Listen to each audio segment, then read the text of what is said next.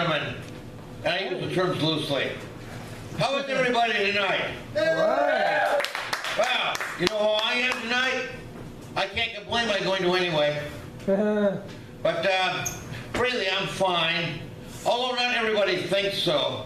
Like, for example, the other day I saw the psychiatrist. And he asked me, how are you doing? I said, I'm fine. He said, no, you're not. You're crazy.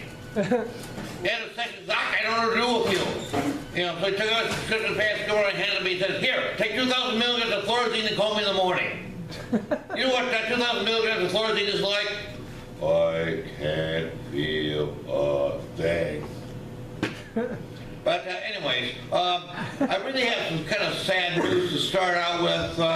My mother died at the end of September, and my father died in 1995. And you know, I really miss them.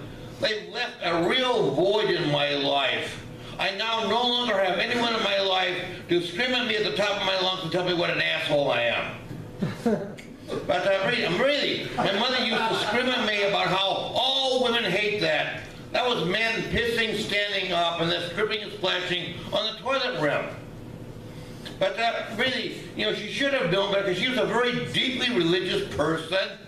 And she should have known that was part of God's plan. If God wanted me to squat while I'm pissing, He wouldn't give me one of those between my, my legs like she had, instead of what I have between my legs. But, because you know what? It's really dangerous if you're a male and you got to piss squatting, because what if it slips out? Next thing you know, you're not just dripping and splashing on the toilet, rim. You're pissing on the opposite wall and on the floor, and that's a hell of a lot worse and a hell of a lot more offensive, right? Yeah. Yeah. And did they ever think about us men, as women? Because I grew up with my mother and 4 teenage sisters, and going to take a shower or shave, and bloody panties on the towel racks and on the curtain rods. What the hell are you supposed to do? Wipe your hands, your body, your face on bloody panties? Yeah. Or take them down, to shower? They ever think about how that's kind of offensive to us men? But, really, my mother also used to scream about putting down the toilet seat. And that's a little more justifiable. Because after all, it's a known biological fact that women are born without arms and hands, so they can't lower the toilet seat.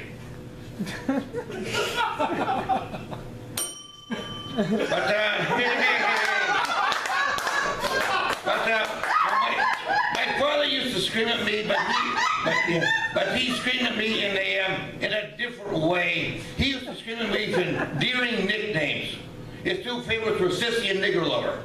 Oh. But, he could make quite an impression. True story. Actually, true story. One time he called my psychotherapist and was on the phone with my psychotherapist for 10 minutes, and he made quite an impression on my psychotherapist. As the psychotherapist relayed the conversation to me, after 10 minutes of talking to my father, he had concluded that my father was, quote, an asshole just out to vindicate himself, quote, an ignorant fascist, and, quote, a bully and a tyrant. Now that's making an impression. That's what reminds me of the most accomplished man in history, Attila the Hun. Just think of what he did.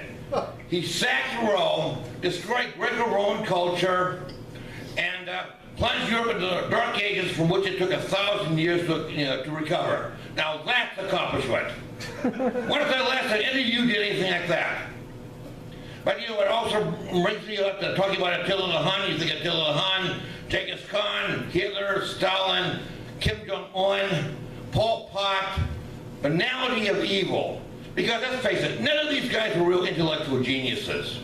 As a matter of fact, they were kind of resentful. They say, smart asses, they all think they're smarter than me. You know what? I'll fix them. I'll kill them by the millions. That'll fix their wagon. But I will say I have become more tolerant of people as I've gotten older. I used to think when people shit on me, it was because of willful malevolence. But now I realize it was just obtuseness, ignorance, maybe a little bigotry. But now I realize people are just people, the bastards. And I don't try to offend people. I just do it naturally. I know I should be more like my mother, who used to hate people who gave offense unless she was the one giving the offense. I can hear her now, even from the grave. Well, if you can't say anything good about Adolf Hitler, don't say anything at all. But now we're going to switch to something a little different for the rest of the routine. How many of you out there like good poetry? Yeah. That many, huh? Okay. Well, good poetry is not going to get from me, but I do have a poem. It's a takeoff on a poem by Joyce Kilmer, a poem Lovely as a Tree, which we were all exposed to in junior high back in my day, back in the day of the dinosaurs. But really, I'm not that old. I only go back to the Cretaceous, not to the Jurassic or the Triassic. But anyways, this is a parody of Joyce Kilmer's poem Lovely as a Tree. It's called A Poem Lovely as a Turd. I think that I have never heard a poem lovely as a turd. A turd that plops right out my ass, often accompanied by noxious gas. A turd that, be it bull or horse, is a common expletive, of course. A turd I can step in on the lawn reminds me of loving pets, now gone. A turd for a farm bird, not an owl, denotes pettiness, oh how foul. But even though all God's creatures do make turds, that special breed, politicians, can make turds with words. So can clergy, so can liars. They're verbal turds filled with ire. Yes, even God in heaven, who hosts our legion, can make turds. We call them religion. Poets make poetic turds, so gaily and so free. Joyce Kilmer made a famous one, a turd about a tree. Turds are made so absent-mindedly, I made this one even blindly. Yes, so even though turds are made by fools like me, they're also made by Sally, Dick, and let us never forget, even by thee. Hey? Well, you know, I'm just about out of here.